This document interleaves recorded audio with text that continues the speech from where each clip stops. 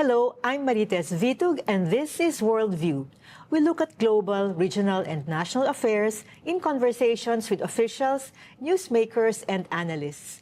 Joining us is Enrico Gloria, an assistant professor at the University of the Philippines Political Science Department. He has just completed his PhD in Politics and Public International Relations from Tsinghua University in Beijing.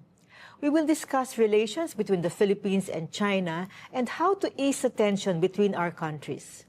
Miko, welcome to the show. Thank you for making time. Thank you for having me back here at Rappler. It's a Yes. pleasure to be here again. Nagiging suki ka na. Thank you. So, let's just start at the bottom. I say bottom because China-Philippine relations are at a low point.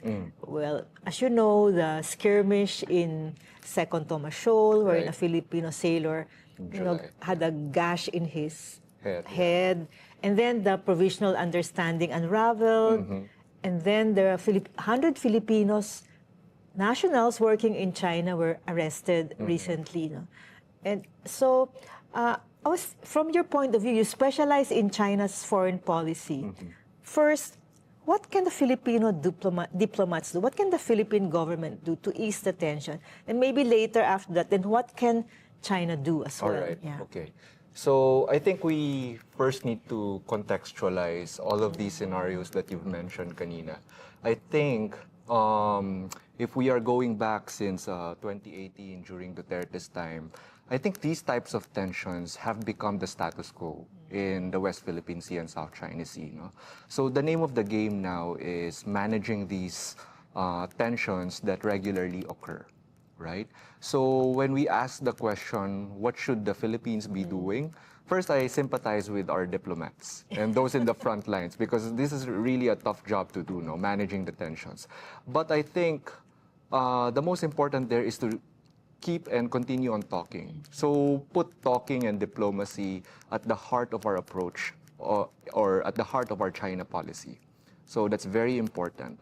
And kaakibat nun, no, would also be listening. No? So we listen to what China really wants from the Philippines, and this is going beyond the China wants our territories in the West Philippine Sea. China wants total control of that area. No? We already know that, and I think we already know that we're not going to see eye to eye on the very foundational and existential issues on that dispute.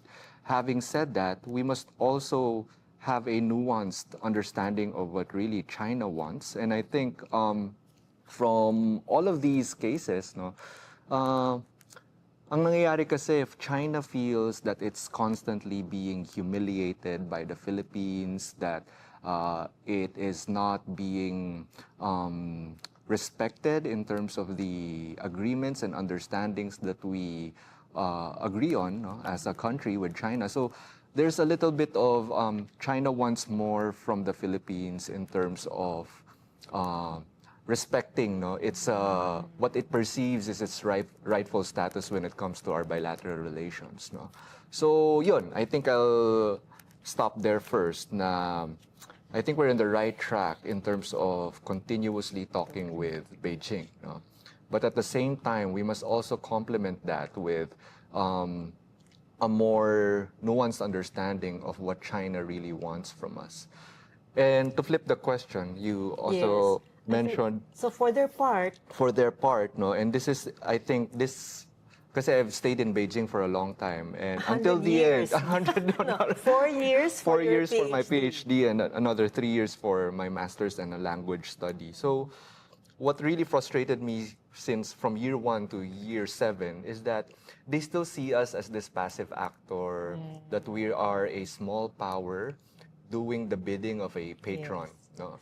Kasi why do they assume that perspective? Kasi it's easy to make sense of our foreign policy if you put it in that storyline. No? So granted, it's easy to understand, but for Beijing, it's important to also realize that the Philippines really has a nationalist sentiment attached to the West Philippine Sea.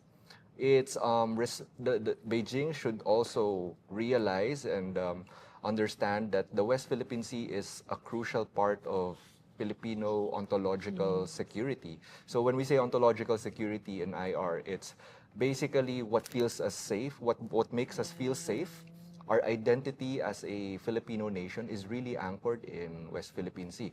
Kung papansinin mo, when we are in grade school, we always talk already about the Spratly Islands issue pa nun. Ngayon, kasi right now, parang it would be hard to imagine an average Filipino who is not in favor of, asserting our rights in the West Philippine Sea. So it has been part of our nationalist identity and discourse. So Beijing must realize that we're not just following the United States because we want to prevent China's rise or append their rise to regional status, no? But it's because we really have an affinity towards those territories. But as you said, I think with an earlier conversation, that China is not a monolith. The Communist Party is not a monolith. Yeah. So is there a thinking, I mean, are some in the party, looking at the Philippines that way, not just as a pawn of America?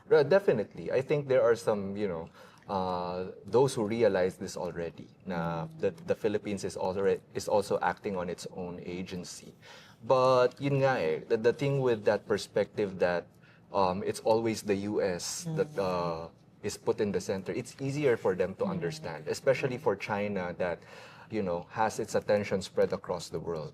For them, the South China Sea issue is just one of the many challenges that they are trying to manage. While for us, probably as a weaker power, we only focus on the South China Sea issue as, the paramount security concern right now. But for China, there's a lot, so we need to simplify our understanding of all these things. Therefore, it's all stuck in this US-China competition framing. So may asymmetry. Yeah. So parang we need really very skillful diplomats. Yeah. It's a tough job. It's a tough job kasi it's a tough job being in that asymmetrical side of the equation, and then having to position yourself always from that position of weakness, if you will. So we really need to consider that asymmetry, as you said. So earlier you mentioned China feels humiliated. The Philippines is a rowdy democracy. Right. We have this transparency initiative, announcing to the world all the skirmishes between Philippines and China. So saving face, that's saving face, no? Yeah, definitely. And you say it's very important to them. Yeah. So should the Philippines calibrate this transparency initiative? I mean, how do we fine-tune it maybe? Yeah. So there are two things there that I want to clarify. Yung losing face and the importance of the transparency initiative in that context. Kasi the way I look at China's relations and foreign policy, I really emphasize the phenomena or this idea of losing face for them is very important, if not the primary concern when it comes to their foreign policy. So it all starts with, a century of humiliation. For them, a lot of these things that are rightfully China's has been unjustly taken from them. And now that they're rising into power, they have eradicated poverty in their borders. For them, we deserve some respect and we deserve to have our moment too. So parang for them, you're painting us in a bad light where in fact we've helped the world collectively prosper, we've helped the region, we've uplifted so many people out of poverty, and yet we are being painted as this boogeyman. So that's their perspective. So for them, it's reminiscent of their history, that they were humiliated, that they're victimized, and now it's a new sort of victimization for them. So that's how I look at or understand their foreign policy. Now, in that context, is the Transparency Initiative helpful? So the Transparency Initiative, I get the point that we are trying to be creative with our strategy in terms of ensuring that, because we have weaker military and material capabilities, so we have to be creative with public diplomacy and everything. The Transparency Initiative can be reconfirmed or recalibrated to emphasize, I think, what I like about it is that it's educating the average Filipino about our rights in the West Philippine Sea, why this is a national concern and that it's part of being truly Filipino, But at the same time, at sometimes, I find it and I think I'm not alone in this perspective, sometimes counterintuitive to the idea that we should keep on talking with China, because for them, you cannot also blame China to perceive it as, you're not really dealing with us in a very sincere way. No? So, kasi the Transparency Initiative sorts of rob sincerity from our position. We are already a U.S. ally. So for them, it's hard to trust the Philippines. No? And then you have the Transparency Initiative. Now, that only reconfirms that we cannot trust the Philippines. So if that's the case, I think the public diplomacy initiative or aspect of that Transparency Initiative should focus more on internal and educating our kababayans more about the issue. Kasi so far, the Transparency Initiative, as you said, I think has been successful, no, in really informing the Filipinos. At the same time, it has gathered support for the Philippines, external support. Yeah. So I think now that we have the external support, maybe it need not be on the same level as it was before. But you know, calibrating is difficult. What I think I'm looking, at least in the Philippines, for a leader or the president, maybe to calibrate it. I mean, he's the one who should be able to orchestrate, the various tools of foreign policy, of diplomacy. Yeah, we cannot expect the chief diplomat, the president himself, to like really put it in the words that you said, na calibrate this initiative. But there are some signs that we are heading towards that calibration in our overall China policy.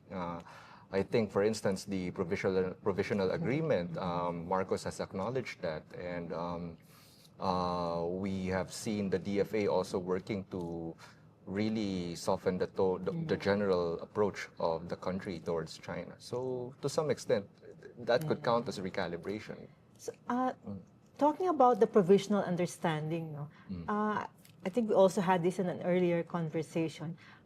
Knowing how China thinks and their strategic foreign policy, what went wrong? I mean, we had uneventful resupply missions, very quiet for more than at least almost 2 years. So now my understanding is, I think the agreement may not have been very specific. So from your reading, what could have gone wrong? Because now Ambassador Jing Kwan says that we agreed on this, that you should not bring construction, blah, blah, blah. And then the DFA said, no, there's no such thing in the agreement. So I'm confused now. Right. Yeah. So, di ko nga alam kung if it's a provisional agreement, an understanding an arrangement. Yeah. So, parang there's the fact that there's so many forms and synonyms to it means the public really don't know what it is all about. So I think that's the first concern there. That's the first what went wrong there. We weren't informed of the specifics of the arrangement, no? But I understand from a diplomatic perspective, it may not be beneficial for us to really publicize the information, no? Be that as it may, the balancing act of revealing what has been agreed upon, I think, is not so suave on our part, no?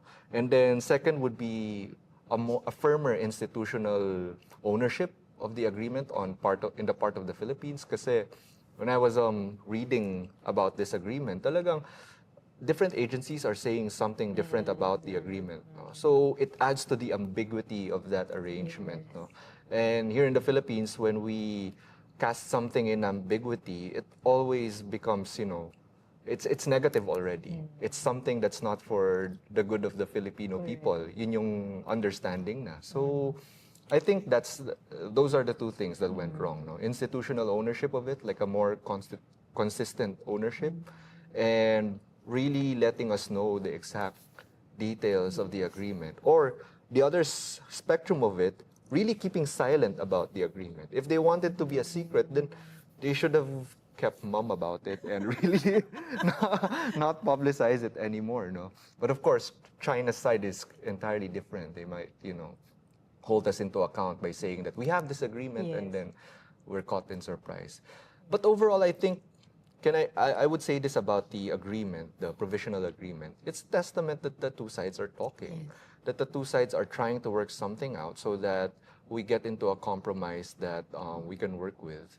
So in that sense, I think it was able to achieve what it was meant to do, bearing those consequences that we've talked about. Yes, I think you made a point about, I think the Philippines should really speak with one voice, Right, yeah. because when this provisional understanding, unraveled, the defense secretary said he didn't know anything about it, he wasn't consulted, and the DFA said that it was the national security advisor gave the green light, Right. so the national security cluster or the team appears not to be on the same Cohesive, page. yeah, Yeah. right. So anyway, that's for them To figure out.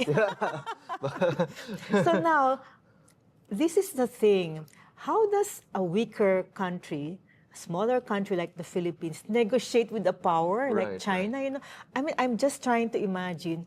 This was only done in a day. I mean, the physical meeting happened here in Manila to thresh out this provisional understanding. I'm sure there were consultations, but from your knowledge of China, how should weaker powers negotiate with a power like China? Right. So I think we cannot erase the fact that the relationship is asymmetrical. Yeah. They simply have more capabilities and more things that they can use as leverage to get their interests out from the Philippines. No, but I think I couldn't speak of specific policies, but I think I would emphasize certain principles that the Philippines can consider negotiating from a weak position. So first would be common interests.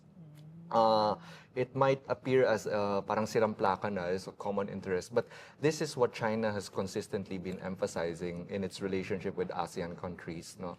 So we can keep aside, this is their words, no? We can set aside these differences and just focus on the common interest that would perhaps help you lift people out of poverty and for China to continue developing at a much higher level. No? Because what's unique about China, yes, it's a big power, it's a major power, but at the same time, it's still a developing country.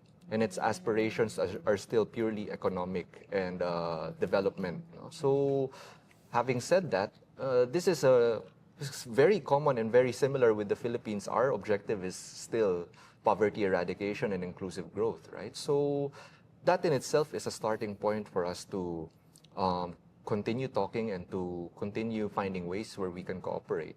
So there, common interest is the first principle. Second would be hedging. No? So hedging, this has been done flawlessly by our ASEAN neighbors. No? I understand that hedging might not be helpful for us given that we have the Mutual Defense Treaty, right? But I think what hedging as a concept emphasizes is the flexibility that we have as smaller or weaker powers, if you will. No? So we have the flexibility to pursue multilateralism and multi-partnerships with other like-minded countries, if you will. So we don't need to focus on just the United States or China. There are other countries who would want to bond with each other just because they feel that they would be at a disadvantage if major powers dictate the game. Third would be ASEAN. No, I think there's a niche there that the Philippines can emphasize in its diplomacy with ASEAN. No? We're one of the strongest institutionally in ASEAN, and our foreign policy voice cannot be sidelined in ASEAN. So we can work with our neighbors to sort of position the entire bloc in the major power competition.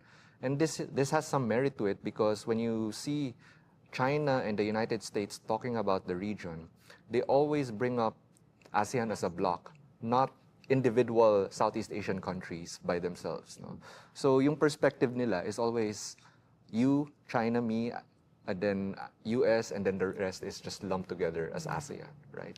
So yeah, I think those three principles, no, in terms of negotiating from that position of asymmetry is very important to keep in mind. No? I think also in fairness to the Philippines, that it already has started this diversifying, Right, right. which is good and relatively new under Marcos to have security partnerships Right. with other countries like Australia. Like-minded neighbors, yeah. So that's a positive step. When it comes to ASEAN, I think it's quite difficult, no, for ASEAN to come up with a common position right. on just the issue of South China Sea. So anyway, let's see what happens to the Code of Conduct right. negotiations. And then now we have to talk about your dissertation because it's Okay, very yeah. interesting. You Thank did you. a dissertation on China's sanctions, Right, yeah. and you studied cases from various countries. Right, right. So what, maybe just tell our viewers, ano ang key takeaways? What can we take away from your study? All right. So you're right. I studied China's use of sanctions, no, and more specifically the discourse that China uses surrounding those use of sanctions. I think the main takeaway would be China has a wide toolkit to choose from in terms of the coercive measures or the countermeasures, as China would call it, to use against other countries who are violating its interests. No? So that has an important implication, yung wideness na yun, no? Because China has grown very sophisticated and very knowledgeable in flexing its economic muscle, no? To pressure other countries into doing its bidding. No. So that's the first, or the more materialist implication. The second is more on the issue of losing face and respect. No.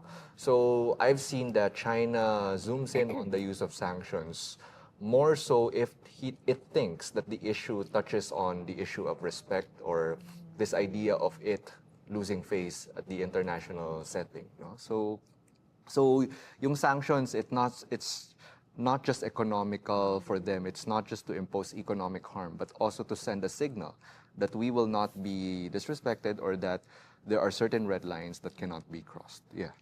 So that's why you widen the interpretation of sanctions. Right, right. Ang akala ko, ang sanction trade, like what happened during President Noynoy's time when they stopped buying our bananas. Right, right. So, but you say the sanction on Defense Secretary Chodoro. The targeted sanction against him is counted as a sanction because when we say sanction, anything that's non-military in nature that can impose economic or diplomatic consequence on the country. And the more recent more recent one was the arrest of 100 workers in China, Filipino workers. No, so mas nagiging sophisticated yung tools.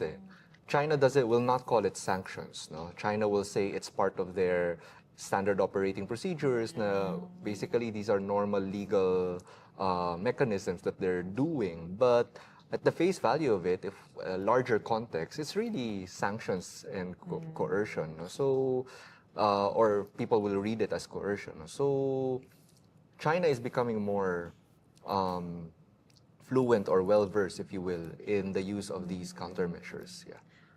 So, for the Philippines, again, a smaller country, can the Philippines negotiate with China, on easing the sanctions, or is it again the same thing about respect? Yeah, avoid avoid embarrassing China, right, yeah, and all that. So I think yun din just another takeaway from China's use of sanctions is that it uses this tool to force the opposing side to actually go back to negotiation with the Philippines or going back to what it perceives as a sincere approach towards diplomacy and negotiation, especially when it comes to sanctions against smaller countries. Yun yung napansin ko in my studies, that it uses this light-handed sanctions, like targeted to Teodoro, or targeted to not the whole economy type of sanctions, to send the signal that we are watching your every move with this particular dispute. So we're doing this so that you can go back to the negotiating table and talk to us more sincerely. So that's the objective there, I think. Yeah. So let's go to your 7 years in China. I was just wondering, I'm very curious about how you, as a Filipino, were able to have conversations with Chinese students. Right. I mean, they know that you're from the Philippines, and the Philippines is one of the most vocal in Southeast, most critical of China in Southeast Asia. Right, yeah. So, did you have normal conversations with Yeah. them, or did the maritime dispute come in the way? No, so here's the first, I think for one to have conversations with the Chinese, Yes. no, it would be really helpful if you have a grasp of the language. So that's the first hurdle that I needed to uh, get past by learning the language. So I really learned the language, and that enabled me to have meaningful conversations on those issues that you've mentioned. No, when we talk about those issues, come to that issue na. It's actually very refreshing that the discussions are respectful. No, the discussions are not, hostile against me just because I'm from the Philippines. Yes. In fact, they wanted to know more about the local Filipino perspective about the dispute. Kasi obviously this is not being aired, whatever Yes, in China. No, this is not publicly available. Probably they have to use a VPN to get a sense of the public opinion of the Philippines towards China. So for them, oh, there's a Filipino. We would like to know more about how this issue is being perceived in China. No? So the discussions are not hostile, and there's a genuine curiosity about what others think about China, more generally, what others think about China, not necessarily the dispute. And when we go to the specifics of the dispute, what's amazing is yun nga and I think this is what I want to bring back to the Philippines. They speak with a unified voice when it comes to these core interests. Sa amin ang Taiwan, sa amin ang South China Sea, non-negotiable, end of discussion. No? And I think for the Philippines, no, it's inspiring. No? The nationalism is inspiring, at least for me. No? So that's the reason why I also intended to go back in the Philippines. Kasi the nationalism and the China is still growing and we are proud of the achievements of China is something that I also want to someday say for the Philippines. Now we're proud of the achievements of the Filipino people as well and what it means to be Filipino, which is where West Philippine Sea is an integral part then. So, yeah. Yeah. And so, as you said, it's non-negotiable Right. in South China Sea. So do you see, what is a way forward then to resolve our maritime dispute? I mean, since even if the Philippines won in 2016 in the International Arbitral Tribunal, hindi naman tinatanggap ng China Right. yon. So, what is, how do we move forward then? Or baka ganito na, normal na itong situation? Yeah. So the arbitral award, for me, really, based on my reading, it's never really going to be accepted by Beijing as something that's even reminiscent of being acknowledged. No? So for them, kulang na lang sabihin nila, it doesn't, well, sinasabi naman nila, it doesn't exist. Yeah. It doesn't exist. No? So it's a representation of how they see the South China Sea dispute, that they will continue to assert what they believe is their territorial rights in that area. And likewise for the Philippines, we would do the same. So if we put those two in an equation, then we will really not agree on anything existential or foundational about the dispute. But you're right in saying, I think the status quo right now is really just on how to manage the tensions. And yung phrase na yun, manage tensions, it's open for interpretation. It could include joint cooperation with China on low-lying fruits in the South China Sea, such as scientific research, preservation of the environment in the areas, something where we can start at least working together with China, no, in establishing our combined presence there in the South China Sea. No? So while we cannot agree on the hardline facts of who owns it, we can agree on how to live coexisting in that area and basically sharing, for a lack of a better term, the seas. I think the problem there is the lack of trust Right. between Yes. the two countries. Yeah. Kasi whatever, parang, we can't seem to move forward because we don't The trust is- each other. Everything that the others does would be Yes. interpreted in a skeptical POV. So you're right. I think building trust is key, no, and it has to start somewhere. So this is where the power of people-to-people exchanges comes into play. Proper diplomacy and maintaining talking with each other is very important. Yeah, maybe before we close the interview, I just wanted to ask you a question on espionage, because yeah. there's been a case, Right, yeah. or cases here in the Philippines. Just for our viewers to understand, China uses its diaspora also, right? They tap their citizens or Right. nationals to spy against certain governments. Not just in the Philippines, it happens in other parts of the world as well. So, what's your advice? Yeah. Because it has happened here, wherein Filipinos were lured into sharing information because of money, it's basically. So, what are the signals? I mean, knowing China, what are the signals that you're being recruited to spy? Well, first of all, I'll nuance this answer by saying I think not all diaspora and not all those who studied or worked in China are already, spies for China or willing passive agents. Yes, No, I yes. think a lot of also especially in the Filipino Chinese community, really have strong affinity and ties with the Philippines more than China. No? Having said that, I think there are obvious red flags that we must watch out for whenever we try to engage, not just with China, but with any other major power or activity. Because everyone's doing espionage, no? Whether we like it or not. But I think it's important to focus on China because we have competing territorial interests. No?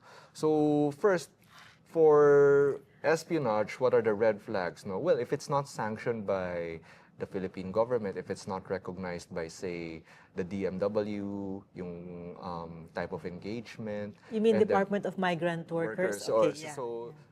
or agencies or institutions that are tasked to regulate these activities, if it's not recognized by them, for academic exchanges, if it's something that is not directly related to your field, I think that's already a red flag. And if the institution itself is not recognized internationally in terms of what they're doing in the area that they claim to be an expert on, so that's a red flag. So it's basically fact checking on your end first on whether these engagements are actually credible.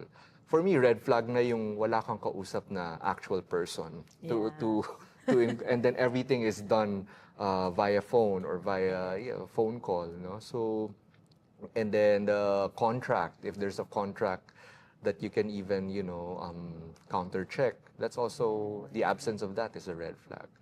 So what I try to emphasize here is that while certainly there's a reason for concern and caution on these engagements, kasi dumadami yung news about espionage, not all of them, I think, are had that negative intention. So with that, we must be more critical of the engagements with China, rightfully so. So not just because it's espionage, but because we also want to make sure that whatever engagement we have with Beijing and the mainland is credible. So, yeah. Yeah, and I'm sure when you've studied there, you've lived there for 7 years, there are other students as well, di ba? Yeah, Filipino students and it's a growing community. study and work there. Definitely, it's a growing community. I think some of the Filipinos students that have studied there also ended up working there, finding careers there, even establishing their families there. So there's a growing community of Filipino workers in the mainland.